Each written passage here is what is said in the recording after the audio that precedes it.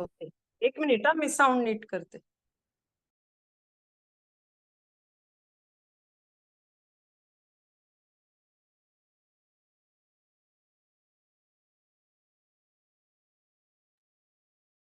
हरे कृष्णा. आवाज येतोय?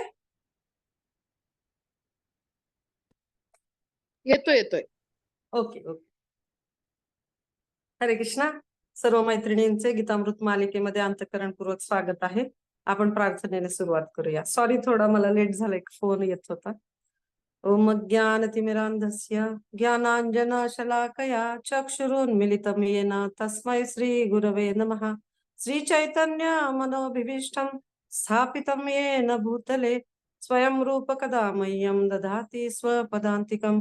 वन्देऽहं श्रीगुरु श्रीयुतापदकमलं श्रीगुरुन् वैष्णवांश्च श्रीरूपं साग्रजातं सहगणा रघुनाथान्वितं तं सजीवं साद्वैतं सावधूतं परिजना सहितं कृष्ण चैतन्य देवं श्रीराधा कृष्णपादान् सहगणा ललिता श्री विशाखान्विताश्च. हे कृष्णा करुणा सिंधो दीनबंधु जगतपते गोपेश गोपिका कांत राधा कांत नमोस्तुते. तप्त कांचन गौरांगी राधे वृंदावनेश्वरी वृषभानुसुते देवी प्रणमामि हरिप्रिये.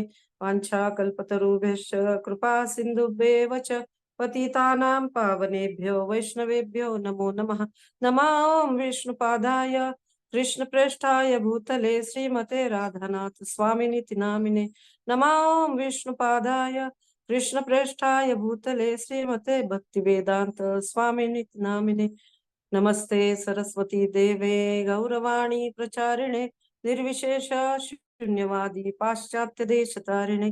जय श्री कृष्ण चैतन्य प्रभो नित्यानंद श्री अद्वैत गदाधर श्रीवासादि गौर भक्तवृंद. हरे कृष्ण कृष्ण कृष्ण हरे हरे हरे राम राम राम हरे हरे. हरे कृष्णा. सर्व मैत्रिणींचं गीतामृत मालिकेमध्ये अंतःकरणपूर्वक स्वागत आहे. तर गुरुवारी आपण भगवद्गीता अध्याय क्रमांक 13 क्षेत्रज्ञ विभाग योग यामधील श्लोक क्रमांक 8 पाहिला होता आणि आज आपण श्लोक क्रमांक 9 पाहणार आहोत. अपेक्षा आहे की सर्व मैत्रिणींनी भगवद्गीता समोर ठेवलेली असणारच आहे. तर पहिल्यांदा आपण श्लोक वाचन करणार आहोत. श्लोक क्रमांक 9. इंद्रियार्थेषु वैराग्य मन अहंकार एव च जन्म मृत्यू जरा व्याधी दुःख दोषान दर्शनम. अर्थात आपल्याला हे श्लोक ओळीने आल्यामुळं आपण पुन्हा या श्लोकाचा जो अर्थ आहे तो वाचत आहोत. कारण हे जे श्लोक आहेत ही ज्ञान पद्धती आहे असं मागच्या लेक्चर मध्ये आपण ऐकलेलं होतं. नम्रता, निरहंकार, अहिंसा, सहनशीलता, सरळपणा, आध्यात्मिक गुरुला शरण जाणे, पावित्र्य, स्थैर्य, आत्मसंयमन, इंद्रिय विषयांचा त्याग, मिथ्या अहंकारारहित आणि जन्म मृत्यू जरा व्याधी इत्यादींमधील दुःख दोष जाणणे, अनासक्ती, घरदार, पत्नी, मुले, बाळे इत्यादी पासून अनासक्ती, इष्ट आणि अनिष्ट गोष्टीमध्येही समचित्त राहणे, माझी निरंतर आणि अनन्य भक्ती, एकांतवासात राहण्याची उत्कट इच्छा करणे, सामान्य लोकांपासून अलग होणे, आत्मसाक्षात्काराच्या महत्वाचा स्वीकार करणे आणि परम सत्याचा तत्वज्ञानात्मक शोध हे सर्व ज्ञान आहे असे मी घोषित करतो. भगवंत म्हणतात की या व्यतिरिक्त जे काही आहे ते सारे अज्ञानच आहे. हे जे श्लोक आहेत 8 ते 12 हे सगळे ओळीने ज्या ज्ञान पद्धती आहेत त्याची साधनं आहेत. म्हणजे आपण हे जाणून घेतोय की जसं आपल्याला आपण शिकत असताना किंवा पोस्ट ग्रॅज्युएशन करत असताना आपल्याला आपले जे सर आहेत किंवा जे टीचर आहेत तर ते IMP नोट्स देतात. कधी कधी IMP नोट्सचं वेगळं बुक देखील असायचं पूर्वीच्या काळामध्ये. तुमचे शालेय दिवस आठवल्यानंतर तुम्हाला हे लक्षात येईल. त्या प्रकारचे हे जे दिलेले आहेत हे सगळे जे गुण दिलेले आहेत तर ते म्हणजे भगवंताचं ज्ञान प्राप्त करण्याची छान साधनं आहेत.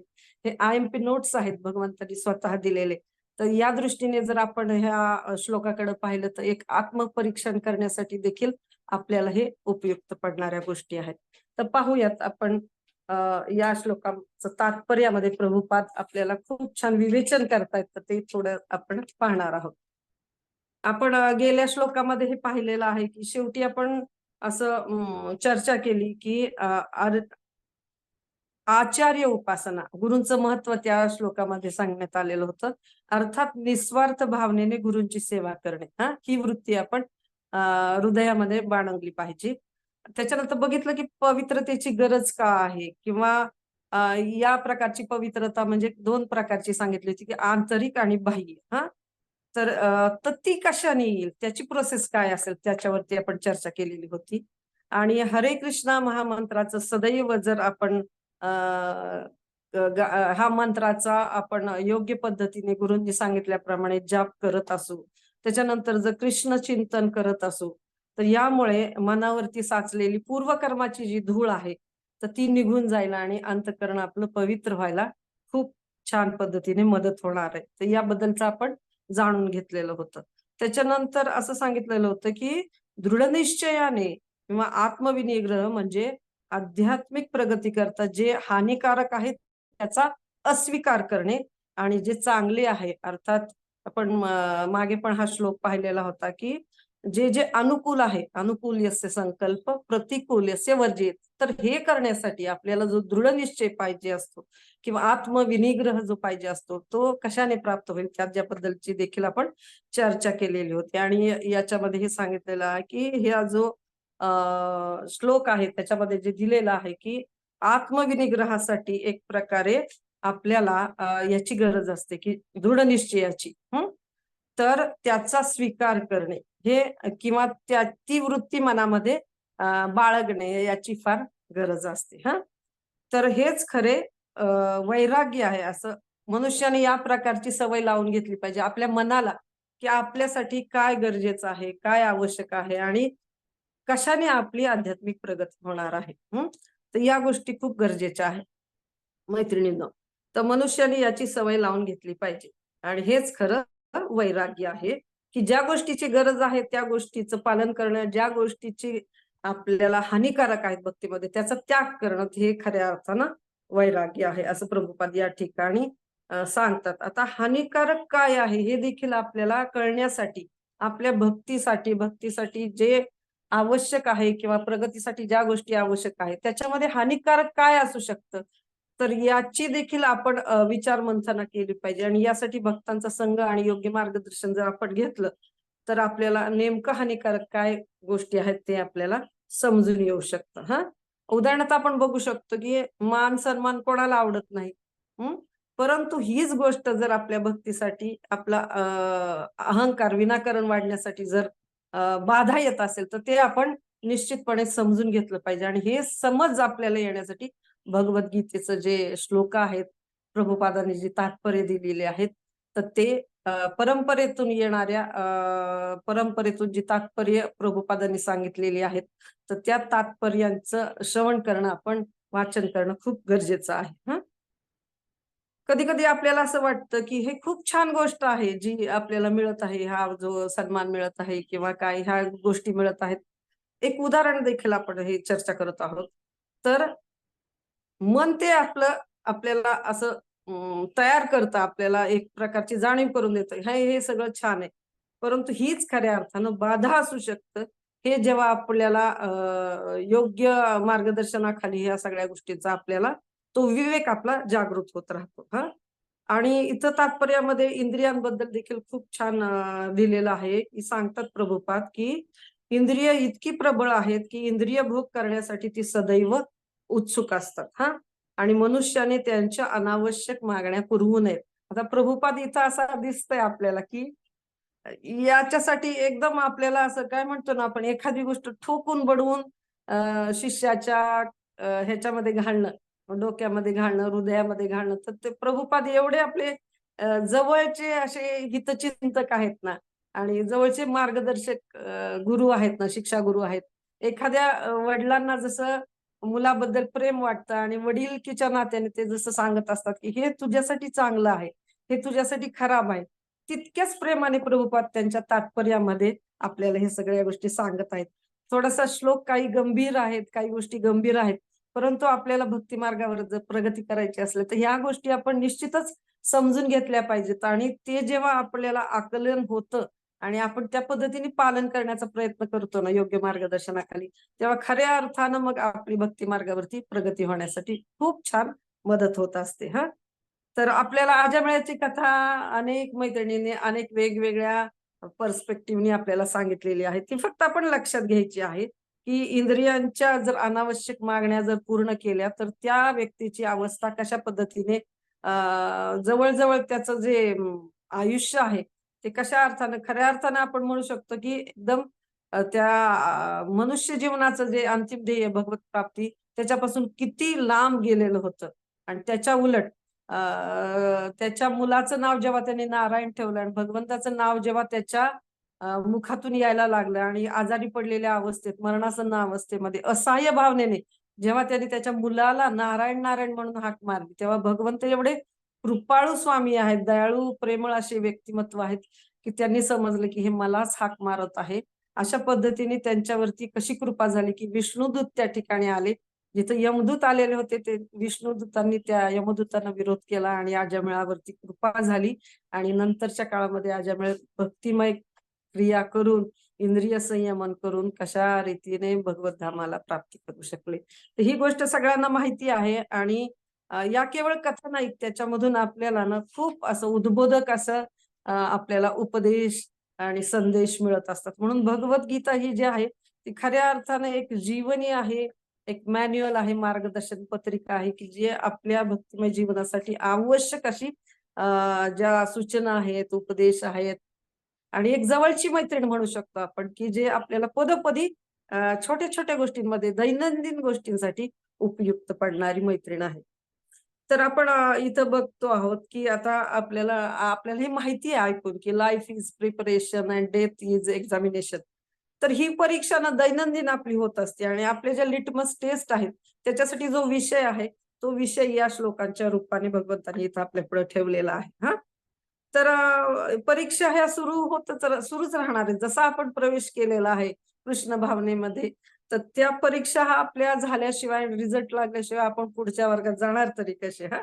तर पहिलीतून दुसरीत, दुसरीतून तिसरीत जात असताना आणि पेपर देत असताना आपण इकडं लक्षात घेतलं पाहिजे, की पेपर भगवंतांनी पहिल्यापासून सेट करून ठेवलेला आहे. उदाहरणार्थ बघा, की तथा मानापमानयो या श्लोकामध्ये आलेला आहे. सगळ्यांनी वाचला असेल तो श्लोक, की ऐकलंही असेल, की तथा मानापमानयो. अर्थात हा पेपर सेट करून ठेवलेला आहे भगवंतांनी. परंतु परीक्षा घ्यायला येणारी व्यक्ती दुसरं कोणीतरी असू शकतं. प्रत्यक्षामध्ये ना भगवंत नाहीत येणार. पण आपल्या जवळचेच भक्त ही परीक्षा घेण्याची सेवा करू शकतात. म्हणजे एकमेकांची परीक्षा एकमेकांकडून घडून येऊ शकते आणि आपली पेपरची तपासणी देखील घडू शकते, की आपली प्रगती झाली आहे की नाही, ते त्याच्यातून आपल्याला कळू शकतं. हे आत्मपरीक्षण करण्याची ही छोटीशी गोष्ट आहे, की दैनंदिन व्यवहारामध्ये या सगळ्या गोष्टी आपल्यासाठी लागू पडतात मैत्रिणींनो. ह्या सगळ्या गोष्टीची चर्चा आपण करतोय, की भागवतामध्ये असं सांगितलं गेलेलं आहे किंवा चैतन्य चरितामृतमध्ये हे उदाहरण दिसतं. तर ह्या उदाहरणांवरून आपण हे जाणून घेऊ शकतो नेमकं तत्व काय आहे आणि आपल्याला रोजच्या जीवनामध्ये हा भक्ती मार्ग जो आपण अंगीकारला आहे, आपल्यासाठी छोट्या-छोट्या टेस्ट असणार आहेत. फार मोठी टेस्ट असणार नाहीये. कारण भगवंताला माहिती आहे, की आपली योग्यता ते जाणून आहेत. परंतु त्यांना आपल्याला शुद्ध करून घेऊन जायचंच आहे. त्या बाबतीमध्ये ते दृढ आहेत. त्याच्यामुळं आणि प्रभुपादांसारखे शिक्षा गुरु आणि आपल्याला हे परंपरेतून ज्ञान मिळत आहे. म्हणजे आपली अवस्था इतकी चांगली आहे जर आपण त्या गोष्टी मान्य केल्या तर. तर आता आपण हे बघितलं, की कशा पद्धतीने आपल्या ह्या परीक्षा होणारच आहेत हां. पेपर सेट करून ठेवला आहे आणि परीक्षा घेण्यासाठी दुसरं कोणीतरी भक्तांच्या माध्यमातून येणार आहे. तर एक छोटंसं उदाहरण आहे, की मी एका लेक्चरमध्ये ऐकलं, खूप छान वाटलं ते. एक ख्रिश्चन पादरी होता, तर त्याची स्तुती खूप जण करायचे तिथले जे लोकं होते येणारे चर्चमध्ये. परंतु एक व्यक्तीने त्याला इतकी शिवीगाळ केली, तर त्या व्यक्तीने स्टेजवरून उतरून त्या व्यक्तीला मिठी मारली आणि तो म्हणाला, की "तू माझा खरा मित्र आहेस. कारण तू जाणतोस, की माझ्यामध्ये उणिवा आहेत आणि कमतरता आहेत." आणि भक्तिसिद्धांत सरस्वती ठाकूर जे आहेत, तर ते त्यांना एक मनुष्य आहे ना, तो सदैव नावं ठेवत असायचा. आणि जेव्हा त्या मनुष्याचा देहांत झाला, तेव्हा भक्तिसिद्धांत सरस्वती जे ठाकूर आहेत ना, त्यांना खऱ्या अर्थानं खूप वाईट वाटलं आणि ते असं म्हणाले, की "माझा मित्र एक निघून गेलेला आहे." म्हणजे या दृष्टीने हे जे वैष्णव आहेत, शुद्ध वैष्णव आहेत, त्यांची चेतना किती अद्भुत असू शकते आणि वेगवेगळ्या गोष्टींकडे त्या कशा पद्धतीने बघत असतात, त्यांचा तो विवेक जो आहे, भगवंतावरचं प्रेम जे आहे, प्रत्येक जीवाप्रतीचं प्रेम आहे, ते त्यांच्या वर्तनातून दिसून येत असतं. तर एकदा प्रभुपादांना एका व्यक्तीने विचारलं की मी शुद्ध भक्त कसा काय बनू शकतो. तर प्रभुपाद एवढे खुश झाले त्याच्या या प्रश्नाने, आणि प्रभुपादांनी त्याला काय उत्तर दिलं, आपल्यासाठी हे खूप हे ग्रहण करणं इतकं गरजेचं आहे. तर ते म्हणाले, प्रभुपादांनी त्यांना सांगितलं की फक्त बाय डिझायर, म्हणजे जर तुझी इच्छा असेल तर, जर तुझी इच्छा असेल की भगवंतांच्या इच्छेशी तुझी जर इच्छा निगडीत असेल ना, तर भगवंत सर्व व्यवस्था करतात. तर ही जी गोष्ट ही आपण आपल्या हृदयामध्ये कोरून ठेवली पाहिजे. प्रभुपाद काय सांगतात की तुझी जर इच्छा असेल खऱ्या अर्थाने शुद्ध भक्त बनण्याची, भगवंताच्या इच्छेशी ती निगडीत अशी इच्छा आहे, त्याच्यामुळे भगवंत सर्व प्रकारची तशी व्यवस्था करून देतात. ही गोष्ट तितकीच सत्य आहे, कारण आचार्यांनी, प्रभुपादांनी ही गोष्ट सांगितलेली आहे. तर आपण बघितलं की कशा पद्धतीने आपल्याला IMP नोट्स मिळालेल्या आहेत भगवद्गीतेद्वारे. हा आणि या श्लोकांच्या माध्यमातून, आणि या नोट्सचा आपण अभ्यास केला, अध्ययन केलं. अध्ययन कधी पूर्ण होईल, जेव्हा आपल्या वर्तनामध्ये त्या गोष्टी हळूहळू का होईना जीवनामध्ये आपल्या वर्तनामध्ये आपण अंमलात आणू. त्या त्या दिवशी त्या दृढ निश्चयाने आपल्या जीवनामध्ये भक्तीचा हा जो प्रवाह आहे, हा जो स्रोत आहे सगळा भगवंताच्या कृपेचा, तो निश्चितपणे त्यांचे कृपा आशीर्वाद आपल्याला आचार्याची मिळायला सुरुवात होईल. तर आपण ह्या गोष्टीचं एक दृढतेने संकल्प केला पाहिजे. तर श्रील प्रभुपादांना त्यांच्या एका शिष्याने विचारलं होतं की माझ्याजवळ आहे ना संकल्प शक्तीच नाही, माझ्याजवळ ती दृढताच नाहीये प्रभुपाद, तर मी काय करू. मग प्रभुपादांनी एका वाक्यात त्या मनुष्याला सांगितलं की जर तुझ्या जवळ दृढता नाही, हं, तर आपलं जीवन म्हणजे तुझं जीवन हे पशु समान असू शकतं. म्हणजे जर तुझ्याकडे संकल्प शक्ती नाही, तर पशु आणि एखाद्या व्यक्तीकडे जर संकल्प शक्ती नाही, ती दृढता नाही, तर पशु आणि आपल्यामध्ये काही फरक नाही. जसं दही लावायला एखाद्या आपल्याला दही बनवायचे, तर विरजणाची आवश्यकता असते. ते विरजण त्या दुधामध्ये टाकावंच लागतं आणि ते फेटावं लागतं. तर जसा त्याचप्रमाणे एखाद्या व्यक्तीला स्वतःला देखील तो विवेक असायला हवा. विवेक म्हणजे काय? योग्य काय आणि अयोग्य काय? याच्यामधलं जे योग्य असेल त्याचा स्वीकार करणं आणि त्याच्याप्रमाणे आपलं वर्तन ठेवणं. तर हा जो विवेक आहे, हा भगवद्गीतेमधून आपल्याला येत असतो. तर योग्य काय, अयोग्य काय, तो विवेक आपल्याला असायला हवा, की ज्यामुळे आपल्या जीवनामध्ये प्राधान्य कशाला आपण दिलं पाहिजे. तर ही गोष्टीची जी जाणीव आहे, ती भगवद्गीतेमुळे आपल्या जीवनामध्ये येत असते. तर हे कसं साध्य होईल? तर भक्तांचा संग घेऊन. जर अशा प्रकारच्या दृढ भक्तांचा, ज्यांनी दृढ संकल्प केलेला आहे, की नाही या जन्मामध्ये मला भगवंताची प्राप्ती करायची आहे, या जन्मामध्ये मला भगवत प्रेम विकसित करायचं आहे, जे प्रत्येकाच्या हृदयामध्ये स्थित आहे. फक्त त्याला जागृत करणं गरजेचं आहे, आणि त्यासाठी इतकी साधनं भगवंतांनी उपलब्ध करून दिलेले आहेत. त्याच्यामधलीच एक भगवद्गीता ही एक महत्वाची अशी गोष्ट आहे, जी भगवंताची हाक आहे. मॅन्युअल आहे आपल्या जीवनाचं ते. तर आपण यासाठी प्रयत्नशील असायला हवं, आणि हे सत्य कसं होईल, तर भक्तांचा अशा प्रकारचा संघ घेऊन. तर जप करणे, मंगल आरती करणे, या सगळ्या गोष्टी दृढतेने बघा ना, आपण आपल्या जीवनामध्ये आपल्या आपल्या कम्युनिकेशन मध्ये जरी पाहत असलो ना, तरी आपल्याला हे दिसून येईल, जे लोक खूप दृढ आहेत, की ज्यांना ह्या गोष्टी करायच्याच आहेत, त्या गोष्टीचं महत्व त्यांना पटलेलं आहे, की प्रभुपादांनी जे सांगितलं आहे त्याचं आचरण त्यांनी सांगितल्याप्रमाणे मी करणारच आहे. म्हणजे प्रभुपादांना जर आपण डॉक्टर समजलं, आपण पेशंट स्वतःला आधी जाणीव झाली पाहिजे की आपल्याला हा भवरोग झालेला आहे, आणि प्रभुपादांनी जशी औषधी सांगितली त्या प्रमाणामध्ये आपण औषधी ही 16 माळा जप किंवा भक्तांचा संग घेणे, त्याच्यानंतर भागवत वाचन करणे, त्याच्यानंतर श्रवण करणे, नित्य नियमितपणे मार्गदर्शन घेणे, गुरूंच्या आज्ञांचं पालन करणे, हे सगळ्या ज्या गोष्टी दिलेल्या आहेत, त्याच्यानंतर नवविधा भक्तीचं पालन करणे, या सगळ्या गोष्टी जर आपण पालन केलं, तुलसी आरती करणे किंवा मंगलाचरण करणे, या सगळ्या गोष्टीचं जर आपण पालन केलं, हरिनाम योग्य चेतनेने आपण घेत राहिलो, ही औषधी स्वीकारत राहिलो, तर हळूहळू आपल्या जीवनामध्ये ते परिवर्तन निश्चितच दिसणार आहे मैत्रिणींनो. तर आपल्याला फक्त हे जाणीव झाली पाहिजे, की आपण कशाला प्राधान्य दिलं पाहिजे. तर आता आपण हे पण जाणून घेत आहोत, की दुर्गुण जर असतील एखाद्या व्यक्तीला, एखादी व्यक्ती असं चैतन्य चरितामृत मध्ये सांगितलं गेलंय की चैतन्य महाप्रभू स्वतः सांगतात की भक्त कोणाला म्हणावं, तर एकदा जरी हरिनाम एखाद्या व्यक्तीने उच्चारलं असेल, तिला देखील भक्त म्हणूनच समजलं गेलं पाहिजे.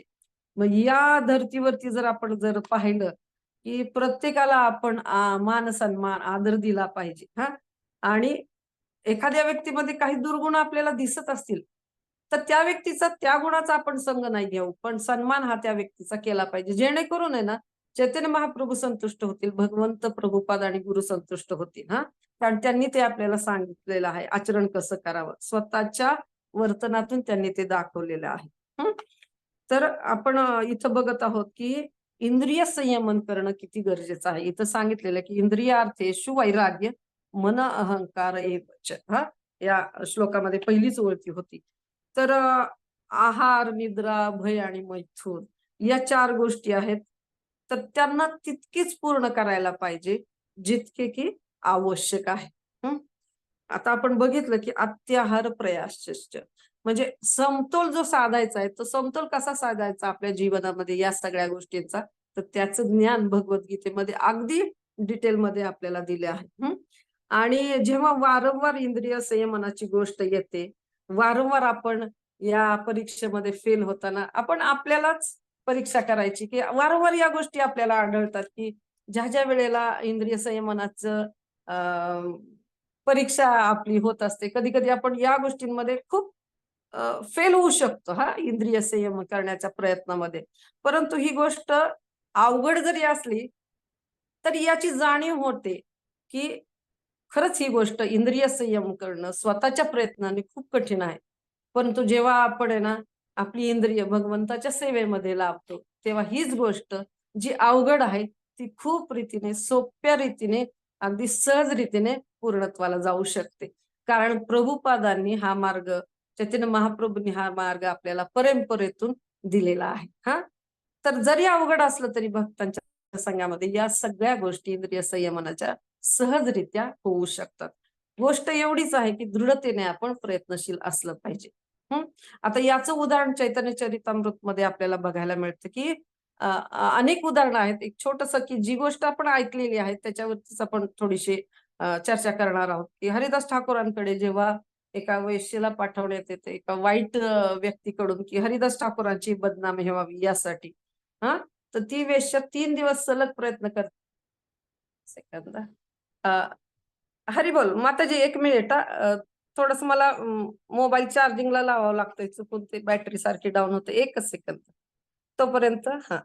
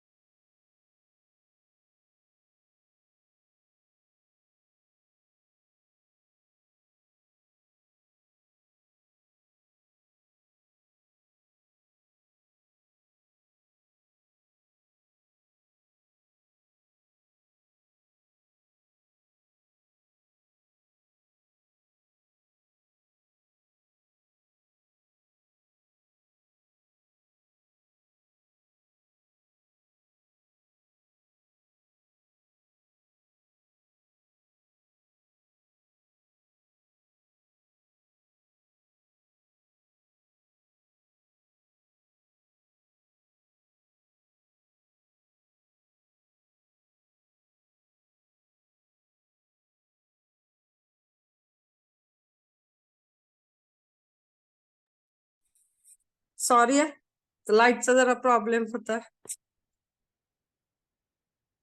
हरे कृष्णा. आवाज येतोय? कोणी सांगेल का मेसेज वरती? हरी बोल. 1 मिनिट.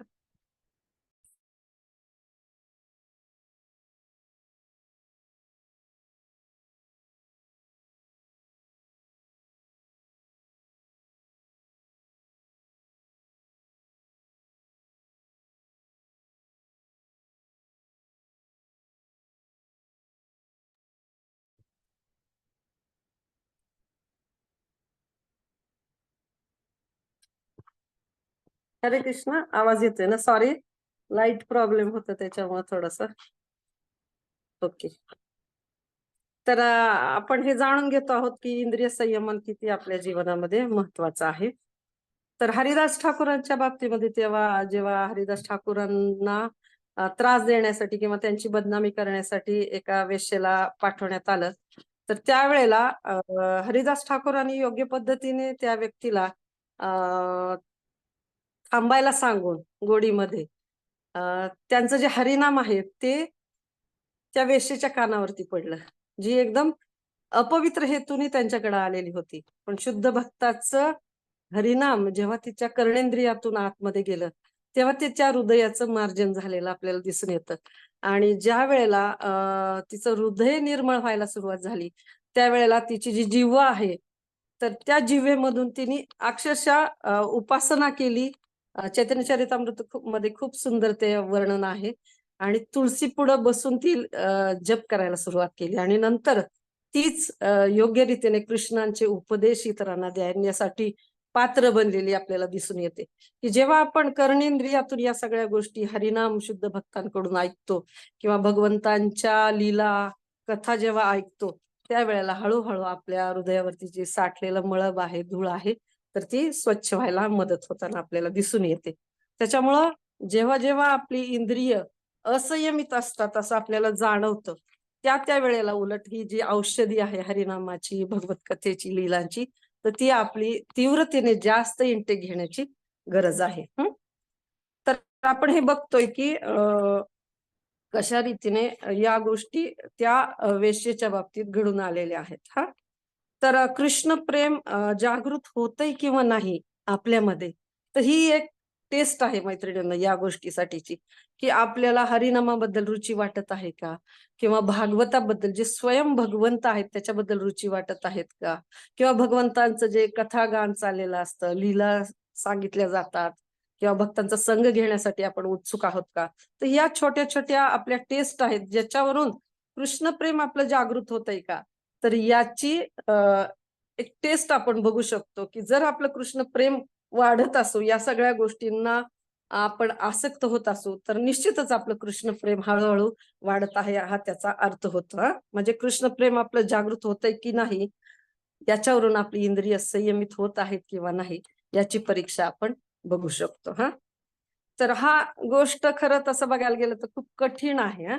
परंतु अशक्य मात्र नाहीये मैत्रिणींनो. कारण आहे ना, भक्तांच्या संघाने आणि योग्य मार्गदर्शनाने ही देखील गोष्ट क्रमशः शक्य होऊ शकते.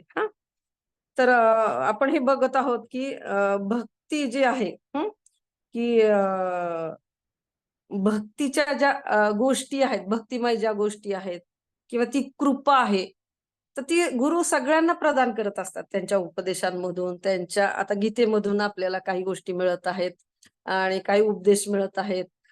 पण आपण कुठं चुकतो किंवा आपल्याला ती गोष्ट कुठून लीक होते, तर आपण ह्या गोष्टीचं ना बघणं, म्हणजे आत्मपरीक्षण करणं ना खूप गरजेचं आहे.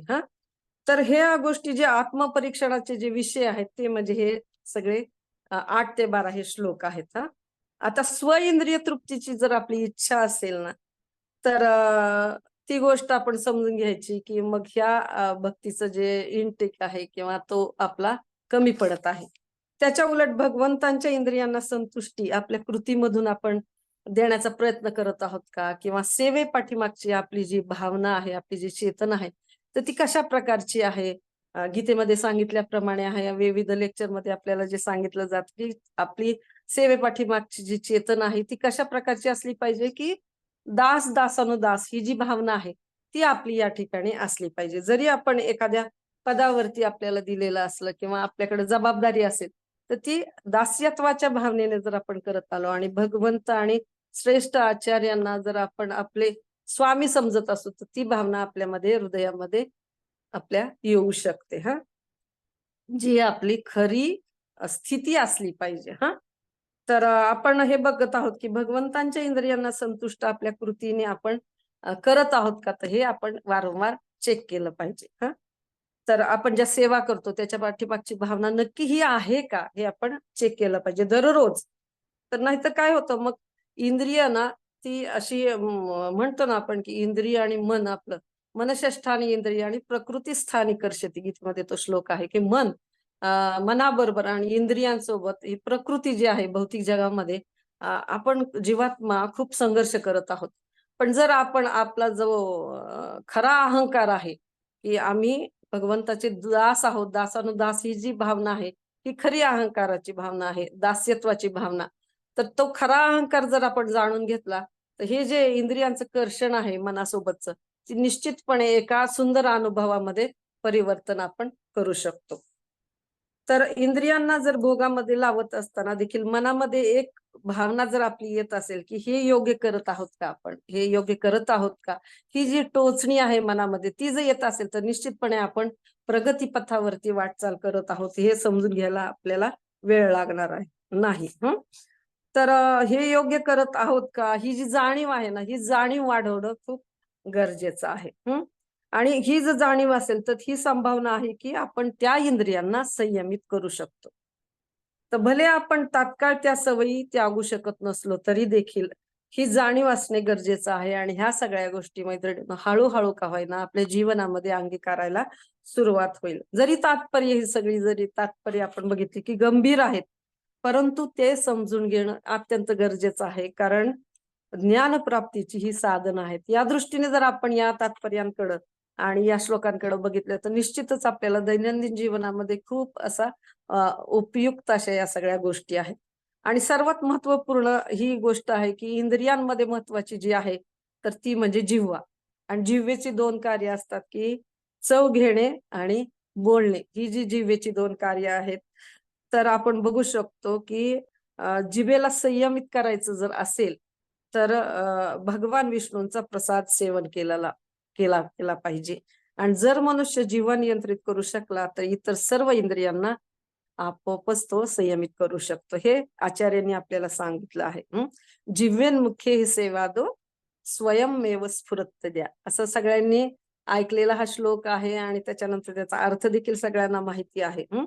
तर याच्यावरून आपण काय समजू शकतो की भगवंताच्या प्रसादाचं महत्व आणि भगवंतांना अर्पण करून त्याच्यानंतर ते अन्न स्वीकारणं, प्रसादी अन्न स्वीकारणं हे दैनंदिन जीवनामध्ये भक्ती मार्गामध्ये जाण्यासाठी खूप अशी उपयुक्त गोष्ट आहे. गौरांग प्रभू म्हणायचे की आत्म्याचं भवितव्य एका लेक्चर मध्ये मी ऐकलं होतं, आत्म्याचं भवितव्य जे आहे तर ते भवितव्य किचन मधून डायरेक्शन म्हणजे त्याला दिशा मिळायला सुरुवात होती. बघा म्हणजे प्रत्येकाने भगवंतांना भोग दाखवून जर तो प्रसाद ग्रहण केला तर भगवंत संतुष्ट होतील आणि त्यांची कृपा असीमित असा कृपेचा एक दरवाजा आपल्यासाठी खुला होऊ शकतो.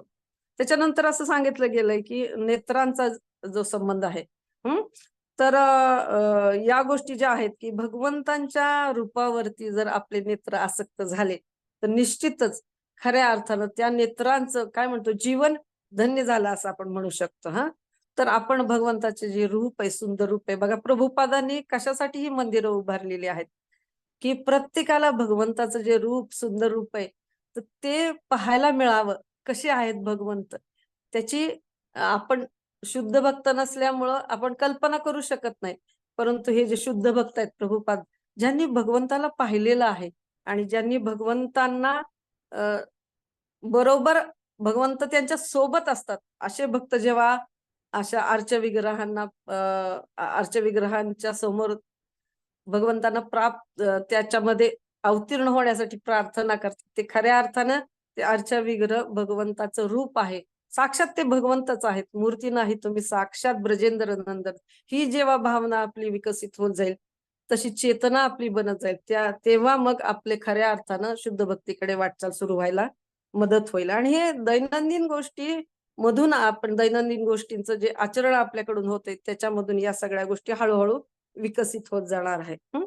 तर आपण बघितलं की अमरीश महाराजांचं उदाहरण माग मैत्रिणीने सांगितलं होतं की कशा रीतीने त्यांनी त्यांची सर्व इंद्रिय भगवंतांच्या सेवेमध्ये युक्त केलेली होती. त्यांनी त्यांचं मन भगवंताच्या चरण कमळावरती अर्पण केलेलं होतं आणि मनच जेव्हा भगवंतांच्या चरण कमळावरती सेवेमध्ये आपण अर्पण करतो ना मैत्रिणीनं तेव्हा असं म्हटलं गेलंय की जेव्हा एखादा राजा युद्धामध्ये पराभूत होऊन त्याला अटक केली जाते किंवा त्याला बंदिस्त बनवलं जातं तेव्हा त्याचे जो सेनापती असतो त्याचे जे अन्य सैनिक असतात तर ते सैनिक देखील आपोआपच शरण येतात. त्याप्रमाणे मनाला जर आपण भगवंताच्या सेवेमध्ये नियुक्त केलं, त्यांच्या चरण कमळावरती आपण मनाला अर्पण केलं, वेगवेगळ्या विधी ज्या दिलेल्या आहेत नवविधा भक्तीमध्ये, तर त्या पद्धतीने आपण गेलो तर या गोष्टी टप्प्याटप्प्याने का होईना आपल्या जीवनामध्ये देखील अनुभवायस आपल्याला मिळू शकतात. हा, तर रामानुजाचार्यांची चरणामृतची जी कथा आहे मैत्रिणीनं कोणीतरी सांगितलेली असणार, एक 2 मिनिटामध्ये पण ते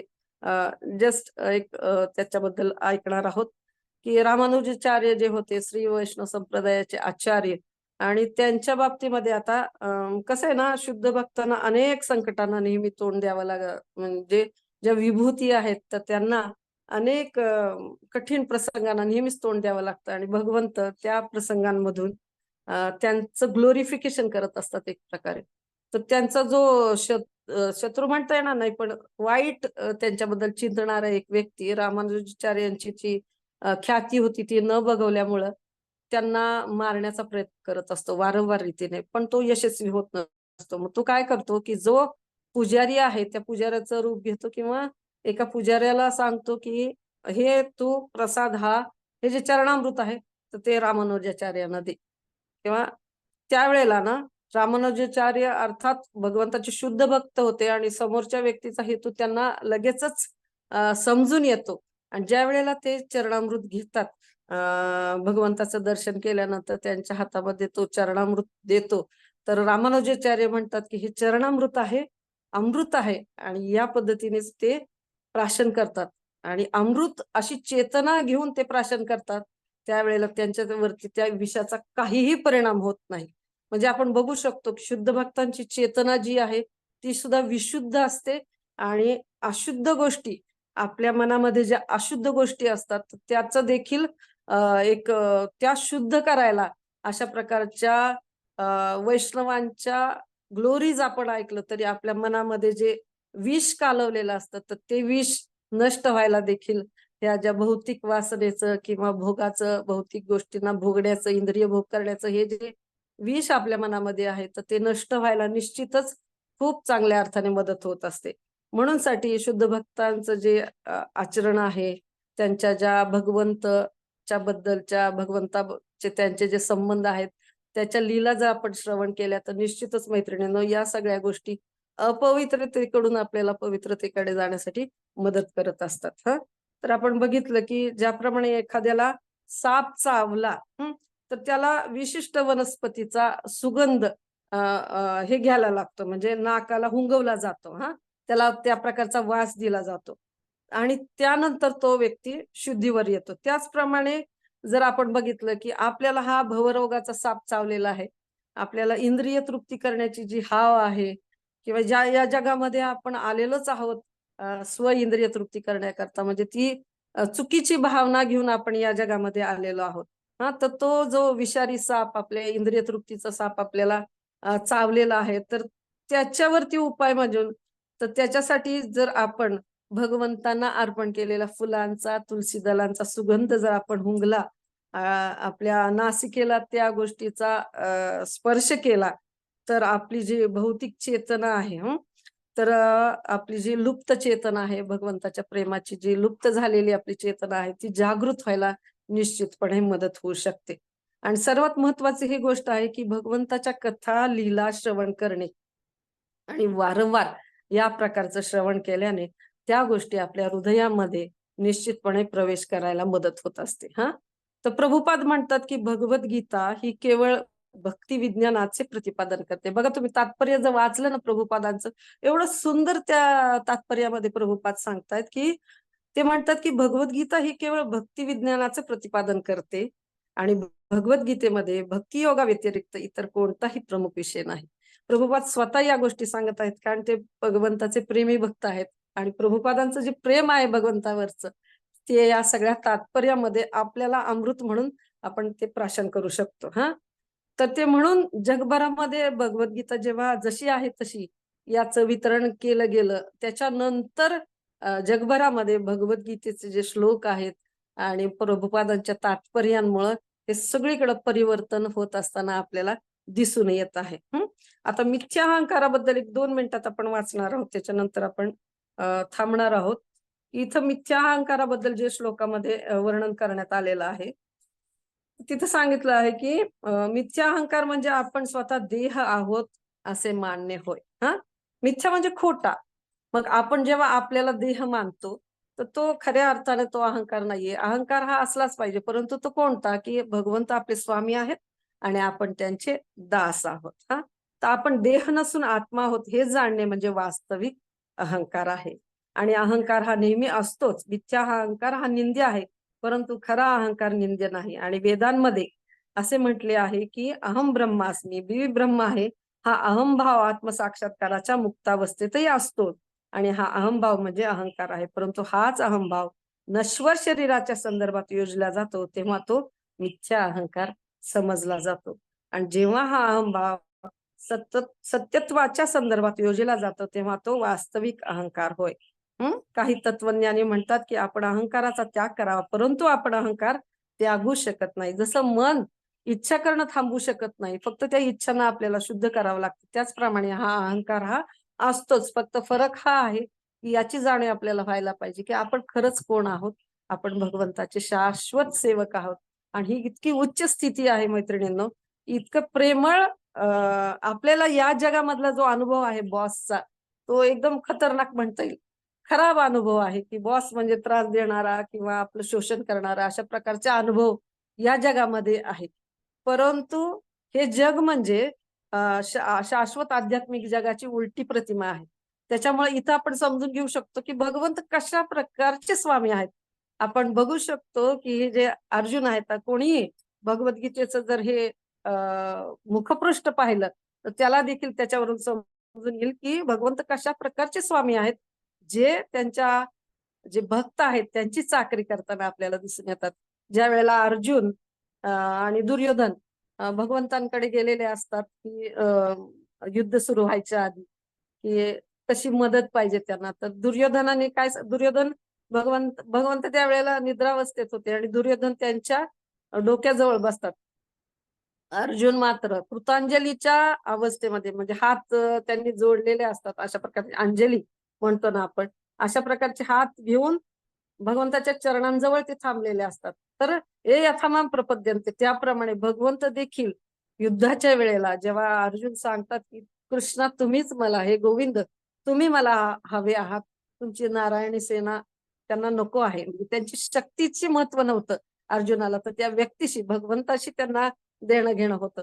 त्याचप्रमाणे जेव्हा अर्जुन त्यांची मागणी करतात आणि भगवंतांना हे करतात की तुम्ही मला हवे आहात युद्धाच्या वेळेला, तेव्हा भगवंत त्यांच्या चरणाशी थांबून सारथ्याचं एक सेवा करतात त्यांची. यावरून बघू शकतो आपण की या जगातला आपला जो अनुभव बॉसचा, स्वामीचा, तो वेगळा आहे, विपरीत आहे. पण एवढे प्रेमळ बॉसचे चाकरी करणं हे कुणाला नको आहे. त्याच्यामुळं हा जो मिथ्या अहंकार आहे की मी स्वामी आहे, या जगामध्ये मी भोगता आहे, तो त्याचा त्याग करणं आणि भगवंताचे शाश्वत सेवक आहेत आणि आपण दासानुदास आहोत, बॉस नाहीये. तर ही खरी दुःखातून बाहेर काढण्याची जी स्थिती आहे तिचा आपण स्वीकार केला पाहिजे. आणि आपण प्रभुपादांनी जी भगवद्गीता दिलेली आहे, तात्पर्य जे दिलेले आहेत, तर त्या तात्पर्यानुसार आपल्या दैनंदिन जीवनामध्ये वर्तन करण्याचा निश्चितच योग्य मार्गदर्शनाखाली मैत्रिणींनो प्रयत्न केला पाहिजे. आणि हे जाणून घेतलं पाहिजे की भक्ती योगा व्यतिरिक्त इतर कोणत्याही प्रमुख विषयाचा उल्लेख या ठिकाणी करण्यात आलेला नाही, की भक्ती योगावरती किंवा आपले जे कृष्ण भावनामृत आंदोलन आहे ते पूर्णपणे भगवद्गीता जशी आहे तशी याच्या पायावरती.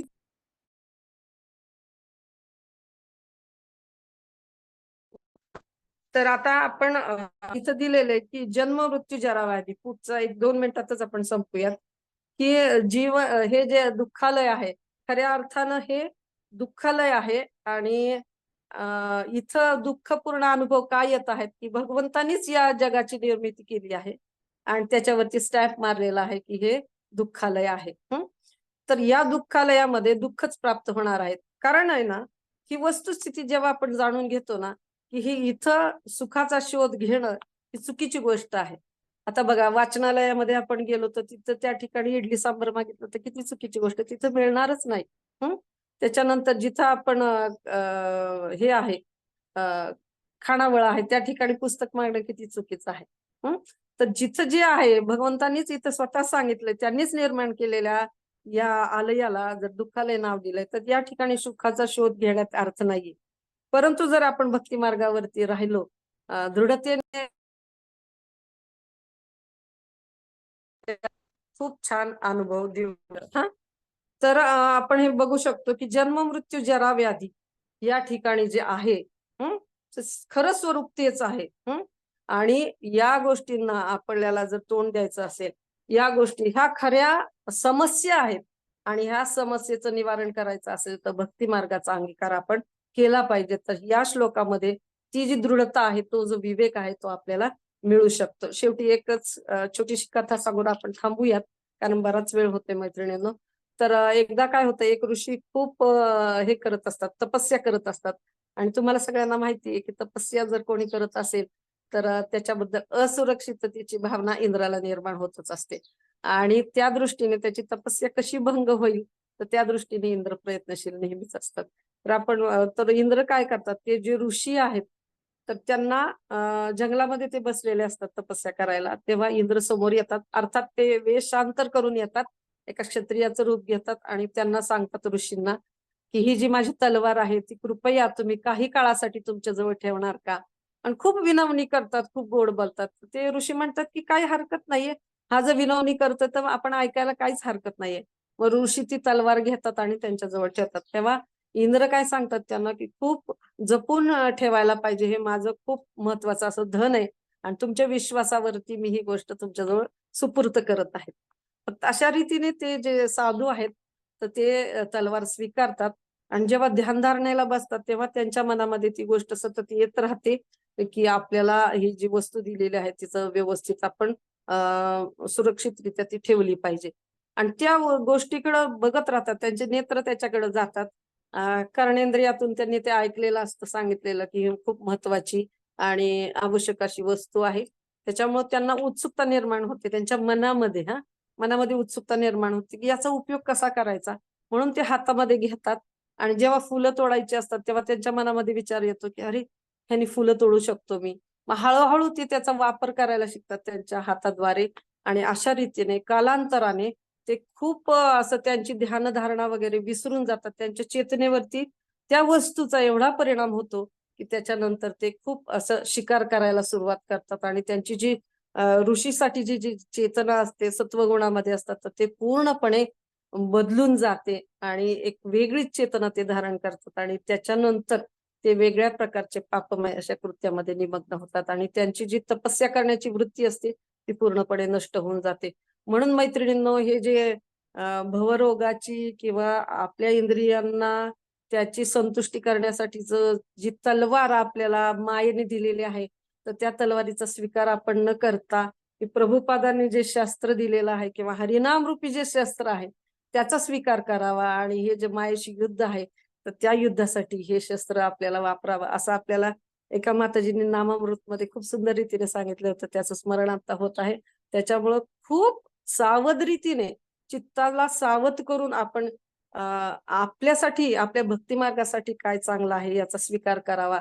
आणि हे जाणून घ्यावं की आपल्याला जे प्रभुपादांनी सांगितलेलं आहे तात्पर्यामध्ये की इंद्रियार्थेषु वैराग्य, मन अहंकार एवच, जन्म मृत्यू जरा व्याधी, दुःख दोषानुदर्शनम. म्हणजे ही दुनिया जी आहे, हे जग आहे, दुःखालय आहे, हे जाणून आपल्याला आपल्या खऱ्या घराकडं जाण्यासाठी केवळ भक्ती मार्गच मदत करणार आहे. तर ह्या गोष्टीवरती आपण दृढ असलं पाहिजे. आणि या भक्ती मार्गावरती हा जो राजमार्ग आहे भगवत प्राप्तीचा, कृष्ण प्रेम प्राप्त करण्यासाठी, त्याच्यासाठी आपण या सगळ्या गोष्टींचं जे भगवंत उपदेश देत आहेत किंवा गुरु महाराज आपल्याला जे सांगत आहेत त्यांच्या उपदेशाचं पालन करत राहून भक्तांच्या संघामध्ये या मार्गावरती चालत राहायला आपण दृढ असलं पाहिजे.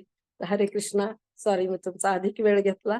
पण थँक्यू. काही जर चांगलं सांगता आलं असेल ते गुरु महाराजांच्या कृपेने असू शकतं आणि काही चुकलं असेल मैत्रिणींनो ते माझ्या अनर्थामुळे असू शकतं. तसं बघायला गेलं तर काहीच योग्यता नसताना मी हे श्लोक बोलते केवळ तुमच्या आशीर्वादाने आणि केवळ तुमची ऐकण्याची इच्छा आहे, त्याच्यामुळे हे सगळ्या गोष्टी घडत आहेत. तर थँक्यू सो मच. हरे कृष्णा. कोणाला काही प्रश्न असतील तर विचारूया.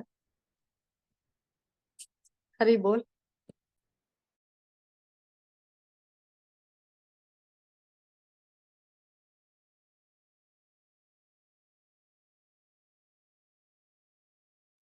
कृष्णा कोण आहे का? थांबायचंय का?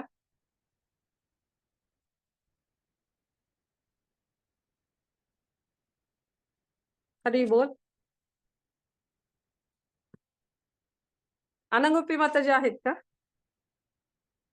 एक मिनिट.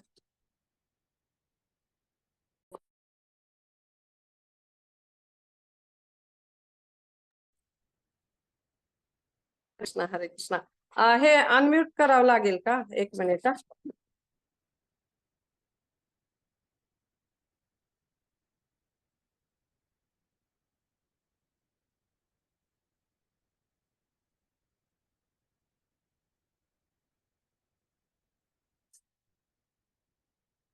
हरी बोल. अनम्यूट करता येते का बघावं लागेल, कारण कोणी दिसत नाही आता सध्या तरी. ओके.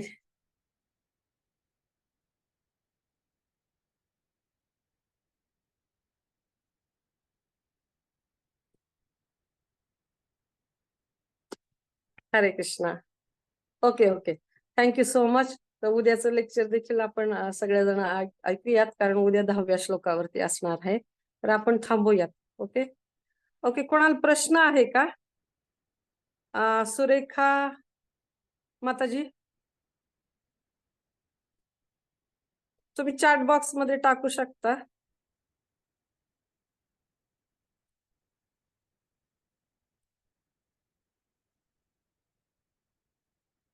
प्रश्न नसेल तर थांबूया का मग, किंवा वैयक्तिक विचारू शकता.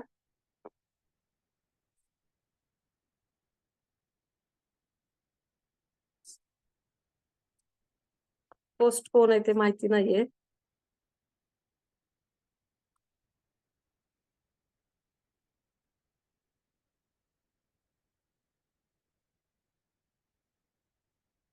हरे कृष्णा. प्रतिभा, मी हे एंड करू का मीटिंग?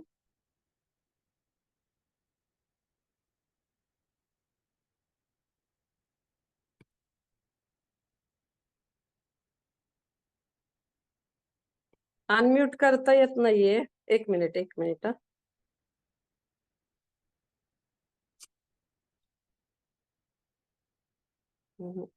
होस्ट कोण आहे ते माहिती नाही. होस्ट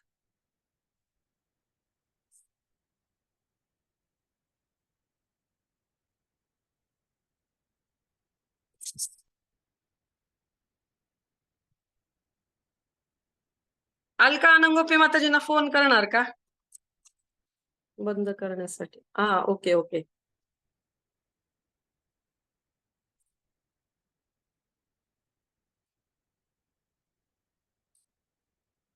हरे कृष्णा. एकदा बघणार का? म्यूट ऑल केलंय मी.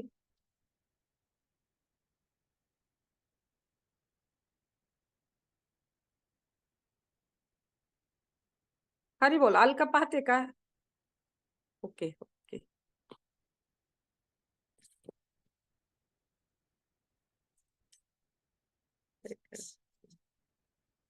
ओके.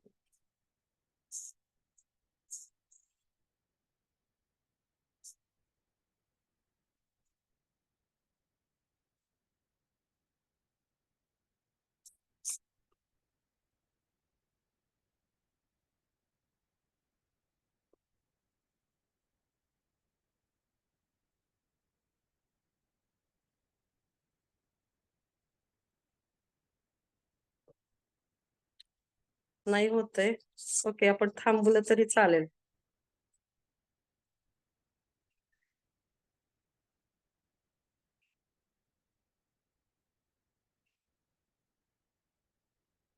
चालेल, थांबूया. Thank you so much. एंड करते. ओके. हरे कृष्ण.